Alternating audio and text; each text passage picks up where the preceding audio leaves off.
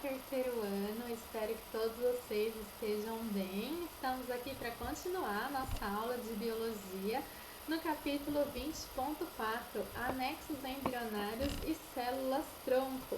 E hoje a gente vai falar mais especificamente sobre as células-tronco em si, por isso eu peço que vocês abram na página 666 e acompanhem aqui sobre células-tronco, um assunto tão polêmico e que sempre está em alta em noticiários, no mundo científico e que causa uma divergência de opiniões.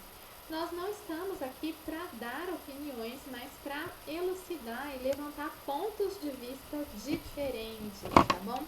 O que são células-tronco? Células-tronco são células indiferenciadas.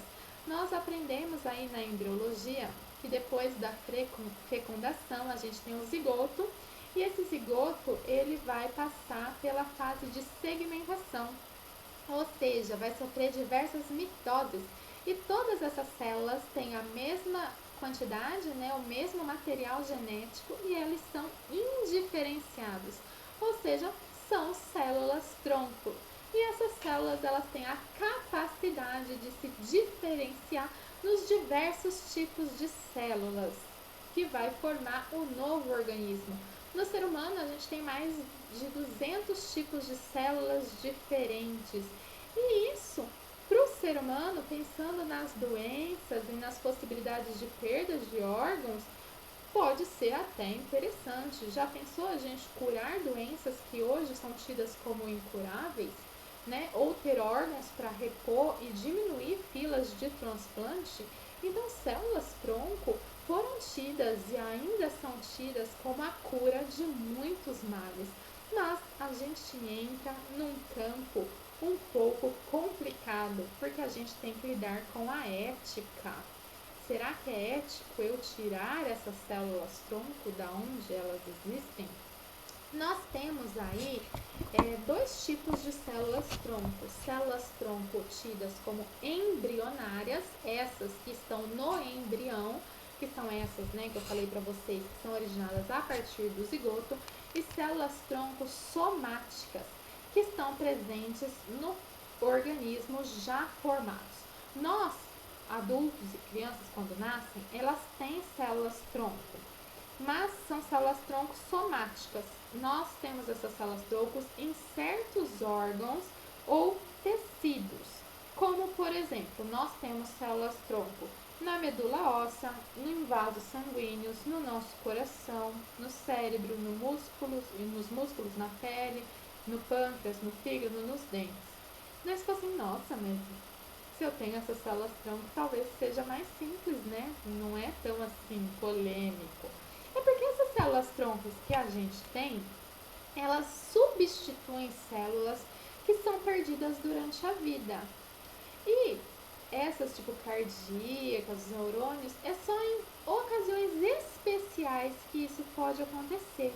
Então não é assim tão fácil, né? A da medula óssea, a gente até ouve mais falar, a gente sabe que as células sanguíneas, elas são repostas a cada 120 dias, né? Os glóbulos vermelhos, as hemácias, são repostas a cada 120 dias.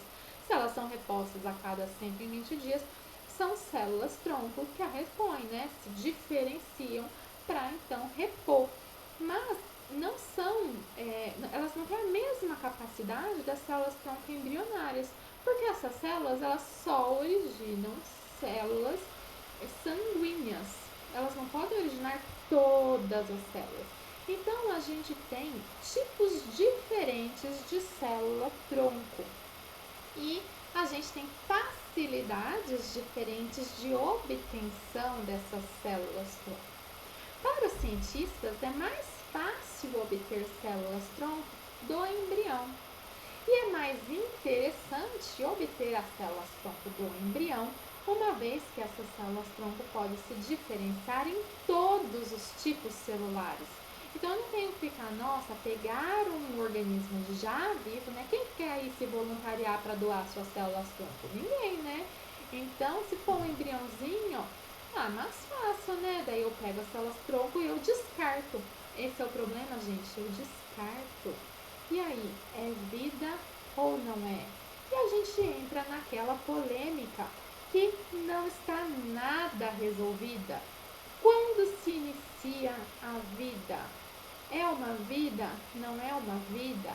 Um óvulo e um espermatozoide que teve a fecundação dentro do laboratório, né? Foi uma fecundação feita artificialmente? É uma vida? Nós não estamos aqui para responder isso, mas nós estamos aqui para falar que esbarramos em questões éticas. E essas questões, então, até hoje não foram resolvidas. E é por isso que nós temos tantas dificuldades de responder. E também não é simples assim. Nós temos muita dificuldade de controlar a multiplicação dessas células no laboratório.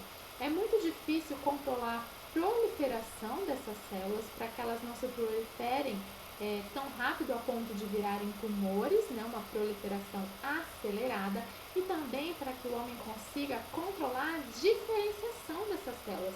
Em que tipo celular que vai se diferenciar? Como que eu vou fazer para controlar qual é o tipo celular que eu quero? E também como que eu vou fazer para controlar que eu quero que forme um órgão, né? A gente viu como que esse processo é complexo. Eu não quero só um tipo celular, eu quero que ele se organize em um órgão. E como que eu faço tudo isso? Então, a gente tem uma imensa promessa com as células troncos, mas a gente não tem uma solução. A gente esbarra em uma série de aspectos éticos e a gente esbarra também numa série de aspectos científicos que a gente não consegue resolver. Mas vamos falar um pouco sobre as células troncos, a clonagem terapêutica, o que a gente já tem até hoje e o que a gente sabe, tá bom? Aqui na página 677, a gente tem os tipos de célula tronco, de acordo com a sua potência, ou seja, a sua capacidade de diferenciação. A gente tem as células tronco totipotentes, que são aquelas bem do início, aí quando o zigoto começa a se diferenciar. Por quê? Porque ela pode originar qualquer tipo celular e também os anexos embrionários. Depois, as pluripotentes, elas podem originar qualquer tipo celular, mas não os anexos embrionários. As multipotentes, elas são encontradas nos órgãos maduros. Então, na medula óssea, cérebro, placenta, fígado, tá bom? Se diferenciam em alguns tipos celulares. E as unipotentes, elas só se diferenciam em um tipo celular, tá bom? Então, só para a gente saber aí, de acordo com o nome, quais são as potências dela. E a gente tem aqui uma ilustração, né, para a gente saber. As células tronco embrionárias, então, né, sai do embrião aqui e originam todos os tipos celulares. E daí já no indivíduo adulto, dependendo de da onde você obteve, elas vão se diferenciar em poucos tipos celulares. Por isso que para a ciência, para os cientistas, o mais interessante, nós estamos falando em aspecto ético, interesse. Interessante é aqui as células tronco indiferenciadas obtidas do embrião, tá bom? E agora vamos continuar aí falando sobre tipos de clonagem.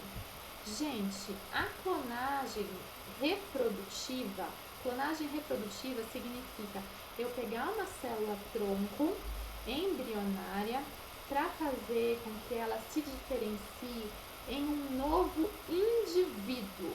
Então, se eu pego uma célula tronco e faço com que ela forme um novo indivíduo, isso é uma clonagem reprodutiva. No caso de eu fazer isso com um ser humano, ela é condenada, gente, condenada pela comunidade científica internacional. E ela é proibida por lei na maior parte dos países. Gente, isso não pode acontecer, tá bom? Ela é condenada, a gente não pode fazer isso é contra a lei, tá? Então, os cientistas têm plena consciência disso, que até aí a gente não vai, tá? A gente não vai formar um novo indivíduo a partir das células tronco. Nenhuma pesquisa é feita nesse sentido. Ninguém quer brincar de Deus fazendo um novo indivíduo. Mas a gente trabalha com clonagem terapêutica. Então, o objetivo da clonagem para os seres humanos não é fazer novos indivíduos, mas é auxiliar indivíduos que já existem, substituindo os órgãos e partes, então, que esses indivíduos possam ter. Então, um indivíduo que tem uma doença, um indivíduo que perdeu alguma função do seu corpo, ok? Este é o objetivo. Mas, então, é mais parecido ali com o que acontece, por exemplo, na ovelha Dolly. Mas não pra gente ter a ovelha Dolly aqui, né, gente? Ninguém vai ter o seu clone aqui do seu lado. Não é isso não, tá bom? Senão vai ficar parecido com a reprodutiva e não é o caso, tá? Então, o que que faz? Pega um ovócito, tira o núcleo dele, aí pega, por exemplo, o núcleo da pessoa adulta que necessita, então, né, de ter um órgão novo, pega o núcleo da pessoa pra gente ter o DNA da pessoa, né, nesse novo órgão, põe dentro do ovócito, daí eu vou obter, então, a partir das primeiras divisões, células tronco-embrionárias com o DNA desta pessoa. E daí, então, a partir dessas células tronco-embrionárias, com o DNA dessa pessoa, eu obtenho, então, o tecido que eu preciso dessa pessoa, ok? Então, sei lá, precisa de uma traqueia dessa pessoa, então daí vai tentar fazer a diferenciação da traqueia dessa pessoa, para daí eu pegar essa traqueia e pôr dentro dessa pessoa, entenderam? Espero que sim, qualquer coisa a gente tira dúvida na aula, tá? Então, não é para eu ter um clone dessa pessoa, é para eu conseguir células tronco-embrionárias com o DNA dessa pessoa, né? Para não ter problema de rejeição. Então, por isso que eu chamo de clonagem terapêutica, tá? Então, por isso que chama terapêutica. E também, mas mesmo assim, esbarra numa série de princípios éticos, tá? É bem difícil a gente conseguir, esbarra também todo o processo de eu conseguir controlar essa multiplicação, né? E daí, o que tem tido mais, tem sido mais promissor, e talvez você já tenha ouvido mais falar, tem sido a terapia com as células tronco. Como que é essa terapia com as células tronco? A gente sabe que se as células tronco forem mantidas em contato com células diferenciadas, a tendência é que essas células tronco, elas se diferenciem nessas mesmas células, nesse mesmo tipo celular. Então, se eu ponho células tronco em contato com células musculares, a tendência é que essas células tronco se tornem células musculares. Se eu colocar células tronco em contato com células, com neurônios, a tendência é que essas células troncos se diferenciem em neurônios, tá? Então, são pesquisas científicas, tem tido avanços? Sim. Taxa de sucesso gigantesca? Não. Então, é teste, tá? Não tem resultado garantido, mas quem consegue se submeter a esses testes, quem tem dinheiro para fazer esses testes, tenta, gente. Então, retira algumas células tronco da própria pessoa e insere, por exemplo, no lugar da lesão. Então, se a pessoa teve uma lesão na medula aqui, né? Perdão, óssea não. Se a pessoa teve uma lesão na medula, onde passa, né, os sinais nervosos, a gente retira células tronco da própria pessoa, coloca no lugar da lesão, e daí a gente tem que aguardar se essas células embrionárias que foram colocadas ali em contato com os neurônios ali vão se diferenciar em neurônios. E não basta se diferenciar em neurônios, eles têm que se diferenciar na posição correta para o impulso nervoso passar, tá? Vai restabelecer da maneira adequada a transmissão do impulso nervoso? Não sabemos. Gente, mas se restabelecer um pouco, já é uma vitória, ok? Então, por exemplo, uma pessoa que teve um infarto, morreram algumas células do coração. Então, pega a célula embrionária dessa pessoa, células tronco, perdão, dessa pessoa, e insere, então, no músculo cardíaco. A tendência é que essas células se diferenciem em células cardíacas, musculares cardíacas. E daí, então, o coração dessa pessoa passe, então, a ter uma função melhor do que estava tendo. Vai recuperar 100%? Não. Mas para essa pessoa vai ser melhor do que a condição que ela estava. E isso já é um avanço para a medicina, de acordo com o que nós temos hoje, ok? Espero que vocês tenham entendido. A gente se vê em breve. Até mais. Tchau, tchau.